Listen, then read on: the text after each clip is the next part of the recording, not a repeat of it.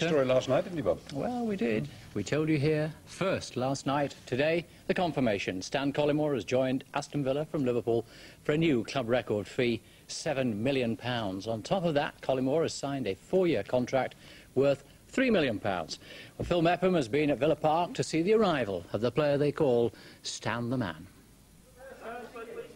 He was in there somewhere. The fact you couldn't see Brian Little's new signing was irrelevant. Everybody knew who they were trying to swamp. Stan Collymore, fated by Villa supporters for most of the season, had finally arrived.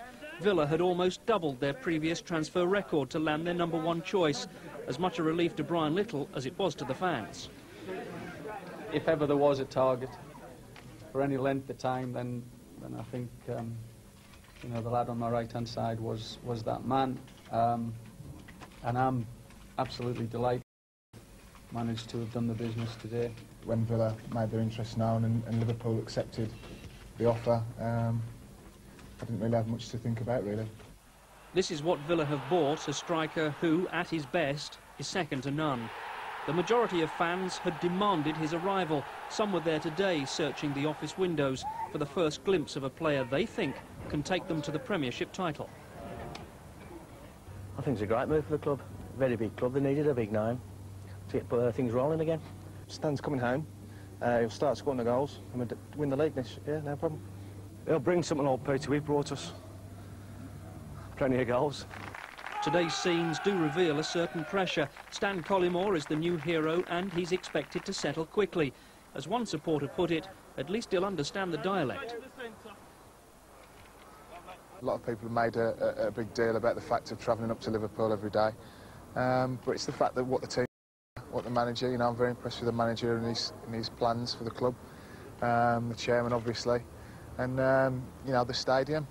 So, you know, all those together, hopefully means it can bring the best out of Stan Collymore and the supporters see the best of my football in years to come. We think we've got a real quality player. Possibly had a difficult season, but there's no denying the quality. And you know, I think that at Aston Villa, in terms of settling in and being part of it, won't be a problem for him. In the past, some headlines have been unwanted, but Collymore is adamant his signing is not a disciplinary risk. Because I've never wavered in my ability, and those are the main important things, obviously, for me as a person, as a footballer. What other people say in gossip columns or, you know, in tabloids is entirely for them. Brian Little is said to have had £15 million to spend this summer. Theoretically, then, there's still £8 million to go.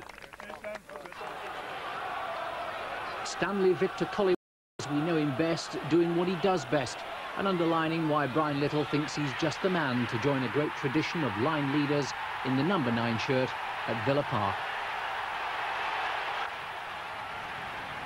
A far cry from 1990, when Stafford Rangers had their run-ins with him and sold him to Crystal Palace, where after just 4 starts and 1 goal he moved to Southend United and was soon showing that his natural talent was destined for greater stages than Roots Hall.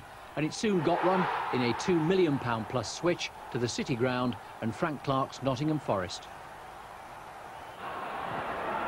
Long ball for Collymore, that's food and drink to him, he loves the ball played there. Collymore looking dangerous again, magnificent! I think he's just a great ability. I think one of his problems is that everything comes so naturally to him that perhaps he doesn't have to work as hard, or he thinks he doesn't have to work as hard as other players.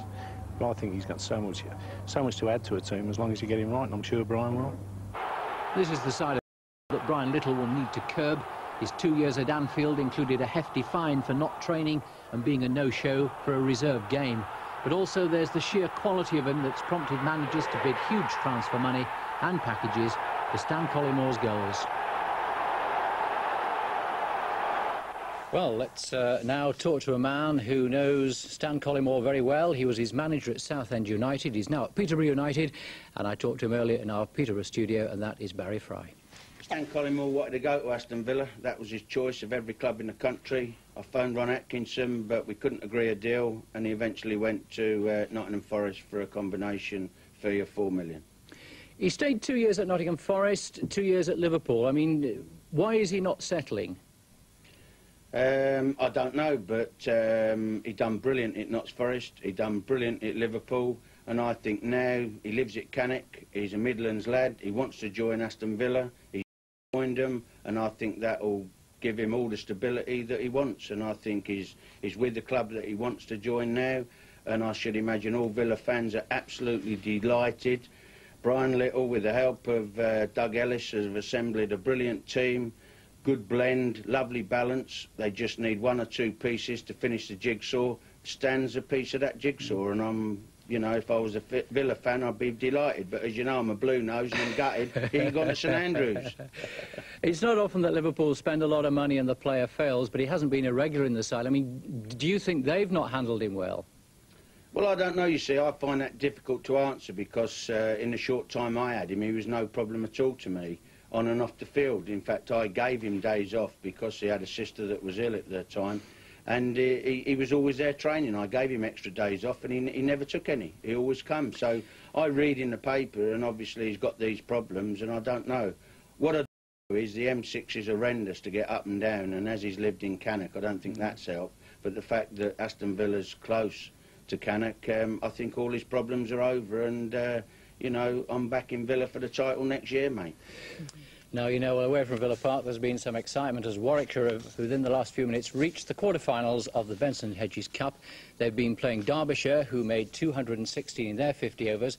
They're doing pretty well through Knight and Brown, and then they lost wickets. They needed 12 off the last over, and on the penultimate ball, Gladstone Small, of all people, hit former England bowler Devon Malcolm for 6 back over his head. And they are into the quarter-finals. Well, that's how it looks tonight. It's been Aston Villa and Stan Collymore's day. Tomorrow the attention turns once again to Molineux and the promotion playoffs. That's it. Here's Michelle.